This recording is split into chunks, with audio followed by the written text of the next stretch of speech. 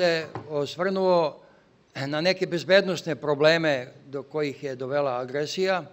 Ona, kao što znate, proizvodi niz političkih, ekonomskih, psiholoških, zdravstvenih i svakih drugih problema, a među najznačajnije svakako spadaju i ti bezbednosni problemi. Vi ste učili iz Strategije nacionalne bezbednosti da je definisano oko 26 izazova, rizika i pretnji. Mogu da kažem da su gotovo sve one u toku agresije došle do izražaja.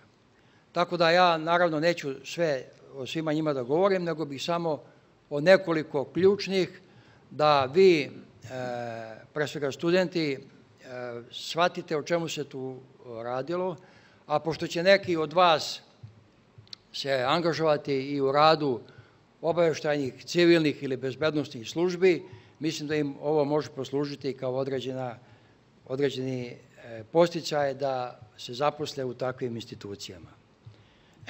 Među najbitnije probleme koje smo imali bilo je utvrđivanje da li će zaista da dođe do agresije ili neće, i da bi se dalo odgovor na to relativno ili naizgled jednostavno pitanje, bilo je potrebno niz godina unazad tog događaja da se prate oružane snage NATO-a, da se prikupe informacije o njihovoj strukturi, načelima upotrebe, naoružanju, vojnoj opremi, ličnostima, odlukama, procedurama donošenja odluke, realizacije u praksi itd. Mi smo sve to na vreme prikupili i dostavili najvišem državnom rukovodstvu, tako da nije bilo iznenađenja, strategijskog iznenađenja vezano za agresiju. Dokaz za to jeste, evo tu su neke kolege koji su bili tada u vojsci, dokaz za to jeste da se na vreme izvršila disperzija svih jedinica, sve su jedinice napustile kasarnu, magacini su ispražnjeni, tako da je to znatno umanjilo žrtve već prvoga dana agresije kada je pogođeno 10-ak naših kasarni. Interesantnu ocenu o tom radu obaveštajne službe izneo je general McMaster, doskora savjetnik za nacionalnu bezbednost predsjednika Sjedinjenih Američkih Država. On je rekao da su Srbi znali poteze NATO zahvaljujući obaveštajcima, da su imali svoje pozicije u štabu NATO-a kod baze Avijanu i kod drugih objekata i javljali o merama koje preduzima NATO, što je, mogu da vam kažem, tačno.